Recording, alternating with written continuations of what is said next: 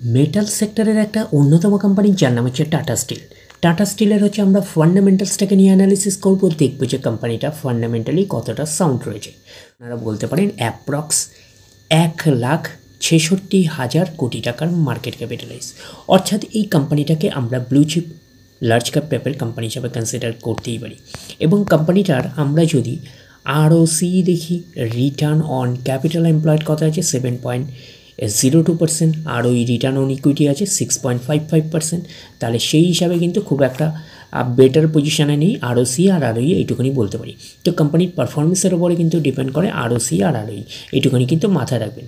তো এইবারে আমরা চলে যাব কোম্পানিটার হচ্ছে ব্যালেন্স শিটে, দেখব যে ব্যালেন্স শিট কতটা সাউন্ড রয়েছে। তো আমরা চলে আসলাম ব্যালেন্স শিটে, আমরা ব্যালেন্স শিটের চলে যাচ্ছি, ব্যালেন্স শিট পার্টের আমরা চলে যাচ্ছি কোম্পানিটার হচ্ছে রিজার্ভ অ্যান্ড সারপ্লাসে। তো চলে আসলাম রিজার্ভ অ্যান্ড সারপ্লাসে।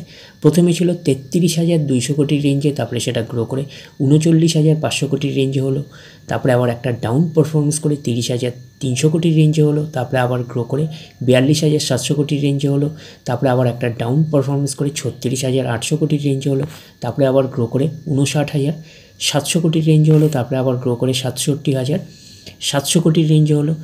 67,700 কোটির রেঞ্জের পরে আমরা যেটা পাচ্ছি সেটা আবার গ্রো করে 72,400 কোটির রেঞ্জে হলো, তারপরে কিন্তু আবার জাম্প করলাম, আবার জাম্প করে 73,000 কোটির রেঞ্জে হলো, তারপরে আবার জাম্প করে 1,13,200 কোটির রেঞ্জে হলো, তারপরে আবার একটা ডাউন পারফরমেন্স করে 1,01,800 কোটির রেঞ্জে হলো, তারপরে আবার ডাউন পারফরমেন্স করে 90,700 কোটির রেঞ্জে হলো, তারপরে আবার ডাউন পারফরমেন্স করে 88,900 কোটির রেঞ্জে হলো রিজার্ভ অ্যান্ড সারপ্লাস।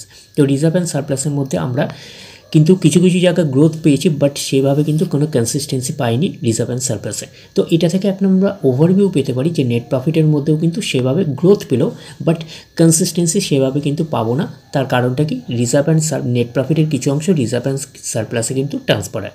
তো ওভারঅল ভিউটা আমাদের কাছে ক্লিয়ার হয়ে যাবে কোম্পানিটার প্রফিট অ্যান্ড লসে গেলে। তো প্রফিট অ্যান্ড লসে গেলে ক্লিয়ার হয়ে যাবে যে নেট প্রফিটের মধ্যে কতটা কনসিস্টেন্সি রয়েছে, কতটা গ্রোথ রয়েছে। তো এখন রিজার্ভ অ্যান্ড সারপ্লাস রয়েছে আমরা বলতে পারি 88,900 কোটির রেঞ্জে আমরা বলতে পারি। এইবারে আমরা চলে যাচ্ছি কোম্পানিটার হচ্ছে বড়োয়িং পার্টে। তো বড়োয়িং পার্টের আমরা চলে আসছি কোম্পানিটার হচ্ছে লং টার্ম বোরিংয়ে। তো চলে আসলাম লং টার্ম বোরিং। প্রথমে ছিল 46,800 কোটির রেঞ্জে, তারপরে 52,300 কোটির রেঞ্জে, 65,600 কোটির রেঞ্জে, 64,800 কোটি, তারপরে হচ্ছে 72,700 কোটি, তারপরে হচ্ছে বলতে পারি 80,300 কোটির রেঞ্জে। 80,300 কোটির রেঞ্জের পরে আমরা যেটা পাচ্ছি 94,100 কোটি, 72,400, 44,700, 51,400, 51,500, 67,100 কোটির রেঞ্জের লং টার্ম বোরিং পাচ্ছি। তো লং টার্ম বোরিং মোটামুটি অনেকটাই রয়েছে। তো লং টার্ম বোরিং থাকা না ভালো, যদি বলেন এক কথায় খারাপ। তার কারণ কি, কোম্পানির এক্সট্রা বার্ডেন থাকে ইন্টারেস্ট পে করার ব্যাপারে। তো লং টার্ম বোরিং এখানে অনেকটাই রয়েছে আমরা বলতে পারি। যদি কোম্পানি লং টার্ম বোরিংকে যদি সঠিকভাবে ইউটিলাইজ করে যদি নেট প্রফিটের মার্জিনটা বাড়াতে পারে তাহলে লং টার্ম বোরিং ঠিকঠাক আছে, আমরা এইটুখানি কনসিডার করতেই পারি। তো এখন দেখার বিষয় কোম্পানিটার প্রফিট অ্যান্ড লসে গেলে আমাদের কাছে ক্লিয়ার হয়ে যাবে যে কোম্পানি লং টার্ম বোরিংকে সঠিকভাবে ইউটিলাইজ করে নেট প্রফিটের মার্জিনটা বাড়াতে সক্ষম কিনা। এইবারে আমরা চলে যাচ্ছি কোম্পানিটার হচ্ছে শর্ট টার্ম বোরিংয়ে। চলে আসলাম শর্ট টার্ম বোরিং। প্রথমে আছে 10,500 কোটির রেঞ্জে, তারপরে 16,000 কোটির রেঞ্জে, 9,500 কোটির রেঞ্জে, তারপরে হচ্ছে 15,700 কোটি, 18,300, 15,800, 10,800। 10,800 পরে আমরা যেটা পাচ্ছি সেটা হচ্ছে 19,100, 9,400, 24,000, 26,500, 29,900 আর 26,900 কোটির রেঞ্জে রয়েছে শর্ট টার্ম বোরিং। তো শর্ট টার্ম বোরিং হচ্ছে ফ্ল্যাকচুয়েটিং ম্যানারে থাকে, প্রতি বছর আপস অ্যান্ড ডাউনস করে। তো আমরা শর্ট টার্ম বোরিংয়ের থেকে বেশি যেটা গুরুত্ব দিই সেটা হচ্ছে লং টার্ম বোরিংকে। তো লং টার্ম বোরিং রয়েছে 67,100 কোটির রেঞ্জে আমরা বলতেই পারি। এইবারে আমরা চলে যাব কোম্পানিটার হচ্ছে ক্যাশ অ্যান্ড ক্যাশ ইকুইভ্যালেন্টে, দেখব যে ক্যাশ অ্যান্ড ক্যাশ ইকুইভ্যালেন্টের অবস্থান কীরকম রয়েছে। তো আমরা চলে আসলাম কোম্পানিটার হচ্ছে ক্যাশ অ্যান্ড ক্যাশ ইকুইভ্যালেন্টে। প্রথমে ছিল 9,800 কোটির রেঞ্জে, তারপরে হচ্ছে 8,600 কোটির রেঞ্জে, 7,700 কোটির রেঞ্জে, 8,700 কোটির রেঞ্জে, 6,100 কোটি, তারপরে 4,900, 7,900, 3,300, 3300 পরে আমরা যেটা পাচ্ছি সেটা হচ্ছে 8000 কোটির রেঞ্জে, তারপরে 5700, 15800, 13300, 8600 এবং 9900 কোটির রেঞ্জে ক্যাশ অ্যান্ড ক্যাশ ইকুইভ্যালেন্ট রয়েছে। তো ওভারঅল এই ব্যালেন্স শিটটাকে আমরা একটা ওকে টাইপের ব্যালেন্স শিট হিসাবে কিন্তু কনসিডার করতেই পারি। এবং কোম্পানিটার যদি আমরা বলি ক্যাশটা মোটামুটিভাবে ঠিকঠাকই রয়েছে, এইটুখানি বলতে পারি 9900 কোটির রেঞ্জে রয়েছে। আর কোম্পানিটার মোটামুটি শর্ট টার্ম বোরিং তো জানি যে ফ্ল্যাকচুয়েটিং ম্যানারে থাকে, প্রতি বছর আপস অ্যান্ড ডাউন্স করে। শর্ট টার্ম বোরিং মোটামুটি অনেকটাই রয়েছে, আমরা এইটুখানি বলতে পারি 26,900 কোটির রেঞ্জে শর্ট টার্ম বোরিং রয়েছে। আর লং টার্ম বোরিংও কিন্তু অনেকটাই রয়েছে, 67,100 কোটির রেঞ্জে হচ্ছে লং টার্ম বোরিং রয়েছে। আর রিজার্ভ অ্যান্ড সারপ্লাসটা এইটুখানি বলতে পারি যে রিজার্ভ অ্যান্ড সারপ্লাসটা ঠিকঠাকই রয়েছে, বলতে পারি 88,900 কোটির রেঞ্জে রিজার্ভ অ্যান্ড সারপ্লাস রয়েছে।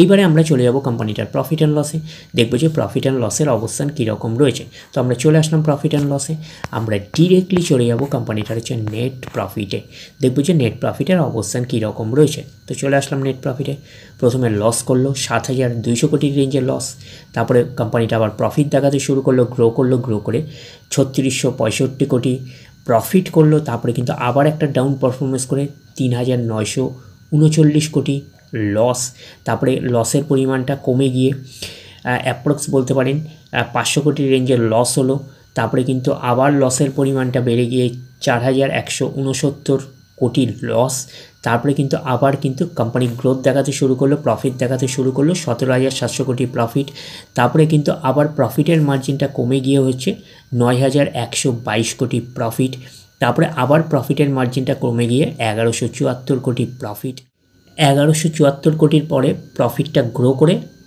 8,190 কোটি প্রফিট হলো গ্রো করে, তারপরে সেটা আবার গ্রোথ দেখাতে শুরু করলো 41,749 কোটি, তারপরে আবার একটা ডাউন পারফরমেন্স করে 8,075 কোটি, 8,075 কোটি প্রফিটের পরে সেইটা আবার কিন্তু কোম্পানি লসে রান করলো, আবার লস করে কত করলো 4,910 কোটির লস, তারপরে কিন্তু আবার হচ্ছে গ্রোথ দেখাতে শুরু করলো 754 কোটি প্রফিট করলো নেট প্রফিট। তো নেট প্রফিটের মধ্যে কিন্তু অনেকবারই আমরা লস দেখতে পেরেছি এবং কিন্তু নেট প্রফিটের মধ্যে সেভাবে কিন্তু আমরা কনসিস্টেন্সি পাইনি, একটা আপস অ্যান্ড ডাউন স্পেসের মধ্যে দিয়ে কিন্তু গেছে, এইটুখানি মাথায় রাখবেন। তো রিজার্ভ অ্যান্ড সারপ্লাস থেকে একটা আমরা ওভারভিউ পেয়েছিলাম যে নেট প্রফিটের মধ্যে কিন্তু কনসিস্টেন্সি সেভাবে থাকবে না, মাঝে মাঝে গ্রোথ দেখাবে। তো কোম্পানিটা মাঝে মাঝে গ্রোথ দেখাচ্ছে, বাট কনসিস্টেন্সি সেভাবে কিন্তু নেট প্রফিটের মধ্যে আমরা পেলাম না। এবং কোম্পানি কি লং টার্ম বোরিংকে কি সঠিকভাবে ইউটিলাইজ করছে? তো লং টার্ম বোরিংকে ঠিকঠাকভাবে সঠিকভাবে ইউটিলাইজ করছে না, আমরা এইটুকুনি বলতে পারি। কোম্পানি লস দেখাচ্ছে, আবার কিছু কিছু জায়গায় প্রফিট দেখাচ্ছে, সেই প্রফিটের মার্জিনটাও কিন্তু সেই অর্থে কিন্তু ভালোভাবে নেই, আমরা এইটুকুনি কনসিডার করতেই পারি। তো এইটুকুনি বলতে পারি যে লং টার্ম বোরিংকে সেভাবে কিন্তু সঠিকভাবে ইউটিলাইজ করতে সমর্থ হচ্ছে না কোম্পানিটা, আমরা এইটুকুনি বলতেই পারি। এইবারে আমরা চলে যাব, তো সেই হিসাবে কিন্তু আমরা এই প্রফিট অ্যান্ড লসটাকেও কিন্তু সেই অর্থে খুব একটা স্ট্রেংথ আমরা পাচ্ছি না এই প্রফিট অ্যান্ড লসটার মধ্যে, আমরা এইটুকুনি বলতেই পারি। এইবারে আমরা চলে যাব কোম্পানিটার হচ্ছে শেয়ার হোল্ডিং প্যাটার্নে, দেখবো যে শেয়ার হোল্ডিং প্যাটার্নে কার কী অবস্থান রয়েছে। তো আমরা চলে আসছি কোম্পানিটার হচ্ছে শেয়ার হোল্ডিং প্যাটার্নে, তো আমরা ডিরেক্টলি চলে যাব কোম্পানিটার হচ্ছে প্রোমোটার পার্টে। তো এই প্রোমোটার মিন্সকে কোম্পানির ওনার কত পার্সেন্ট স্টেক হোল্ড করে রয়েছে, 33.19%, এফআইএস ফরেন ইনস্টিটিউশনাল ইনভেস্টার রয়েছে 19.25%, ডিআইএস আছে ডোমেস্টিক ইনস্টিটিউশনাল রয়েছে 22.67%, আর গভর্নমেন্ট রয়েছে না থাকার মতন 0.18%, আর পাবলিক রয়েছে 24.69%। তাহলে এইটুকুনি বলতে পারি প্রত্যেকেরই কিন্তু কম বেশি ইনভলভমেন্ট রয়েছে। তো একটা ব্যালেন্সড শেয়ার হোল্ডিং প্যাটার্ন হিসাবে আমরা কনসিডার করতেই পারি, একটা ডিসেন্ট টাইপের শেয়ার হোল্ডিং প্যাটার্ন হিসাবে আমরা কনসিডার করতেই পারি। তো এইবারে আমরা চলে যাব কোম্পানিটার হচ্ছে চার্ট প্যাটার্নে, দেখবো যে শেয়ার হোল্ডারদের কতটা রিটার্ন জেনারেট করেছে। তো আমরা চলে যাচ্ছি কোম্পানিটার চার্ট প্যাটার্নে, আমরা চলে আসলাম কোম্পানিটার হচ্ছে চার্ট প্যাটার্নে। তো টাটা স্টিল লিমিটেড এখন ট্রেড করছে কত, 133 টাকা 18 পয়সায় এখন ট্রেড করছে। আমরা যদি চলি এই কোম্পানিটার মার্কেট ক্যাপিটালিস অলরেডি বলা হয়ে গেছে অ্যাপ্রক্স 1,66,000 কোটি টাকার মার্কেট ক্যাপিটালিস, অর্থাৎ এই কোম্পানিটাকে আমরা ব্লু চিপ লার্জ ক্যাপ টাইপের কোম্পানি হিসাবে কনসিডার করতেই পারি। তো কোম্পানিটার হচ্ছে পি রেশিও কত আছে, 56.59 হচ্ছে পি রেশিও। এবং আমরা যদি কোম্পানিটার যদি চলে যাই 52 খাই, কোম্পানিটার 52 খাই হচ্ছে 184 টাকা 60 পয়সা হচ্ছে 52 খাই। এবং কোম্পানিটার আমরা যদি 52 লো দেখি কত আছে, 128 টাকা 20 পয়সা হচ্ছে 52 লো। তো কোম্পানিটার একদিনের পারফরমেন্স দিয়েছে 1%-এর মতন পজিটিভ রিটার্ন জেনারেট করেছে একদিনে, 5 দিনে হচ্ছে 3.5% মতন নেগেটিভ রিটার্ন জেনারেট করেছে 5 দিনে। 1 মাসের পারফরমেন্স দিয়েছে 11% মতন নেগেটিভ রিটার্ন জেনারেট করেছে 1 মাসে। 6 মাসে হচ্ছে 23% মতন নেগেটিভ রিটার্ন জেনারেট করেছে 6 মাসে। 1 জানুয়ারি থেকে পারফরমেন্স করেছে 3.5% মতন নেগেটিভ রিটার্ন জেনারেট করেছে 1 জানুয়ারি থেকে।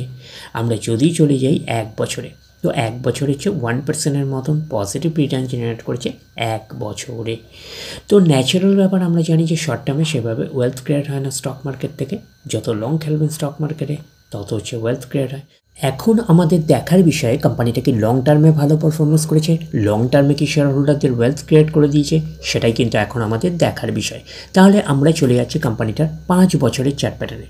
তো 5 বছরে পারফরমেন্স করেছে 174%-এর মতন পজিটিভ রিটার্ন জেনারেট করেছে 5 বছরে। তো 100% মানে ইনভেস্টমেন্ট ডবল, তো ইনভেস্টমেন্টকে আমরা এইটুকুনি বলতে পারি 3 গুণের প্রায় কাছাকাছি করে দিয়েছে 5 বছরে। তো সেই হিসাবে কিন্তু একটা ডিসেন্ট টাইপের পারফরমেন্স করেছে 5 বছরে, আমরা এইটুকুনি বলতেই পারি। তো ব্লু চিপ লার্জ ক্যাপ টাইপের কোম্পানিগুলোর মূল টার্গেট হচ্ছে 5 বছর ইনভেস্টমেন্টকে ডবল করা, বাট এই কোম্পানিটা কিন্তু 5 বছর ইনভেস্টমেন্টকে কিন্তু 3 গুণের কাছাকাছি করে দিয়েছে। তো সেই হিসাবে একটা ডিসেন্ট টাইপের পারফরমেন্স করেছে 5 বছরে। এইবারে আমরা চলে যাব কোম্পানিটার ম্যাক্সিমাম চার্ট প্যাটার্নে। তো ম্যাক্সিমাম চার্ট প্যাটার্ন হিসাবে পারফরমেন্স করেছে 1816%-এর মতন পজিটিভ রিটার্ন জেনারেট করেছে অল টাইম বা ম্যাক্সিমাম। তো কোম্পানিটা লিস্টেড হয়েছে কবে? কোম্পানিটা লিস্টেড হয়েছে 1999-এ। 1999 থেকে এখন অবধি রিটার্ন জেনারেট করেছে 1816%-এর মতন পজিটিভ রিটার্ন জেনারেট করেছে অল টাইম বা ম্যাক্সিমাম। তো ম্যাক্সিমাম চার্ট প্যাটার্নটা কিন্তু লেফট টু রাইট ওপরের দিকে মুভ করছে, সেই হিসাবে একটা ডিসেন্ট টাইপের চার্ট প্যাটার্ন হিসাবে আমরা কনসিডার করতে পারি। বাট স্টকটার মধ্যে কিন্তু প্রচুর ভলিটিলিটি রয়েছে, আপনারা দেখতে পাচ্ছেন প্রচুর আপস অ্যান্ড ডাউনস ফেজের মধ্যে দিয়ে কিন্তু মুভ করছে স্টকটা, এইটুখানি মাথায় রাখবেন। তো সেই হিসাবে কিন্তু এই চার্ট প্যাটার্নটা কিন্তু ইনভেস্টমেন্ট রিলেটেড চার্ট প্যাটার্ন হিসাবে কিন্তু আমরা কনসিডার করতে পারছি না। তো এই চার্ট প্যাটার্নটাকে একটা কিন্তু ট্রেডিং রিলেটেড চার্ট প্যাটার্ন হিসাবে কিন্তু আমরা কনসিডার করতেই পারি।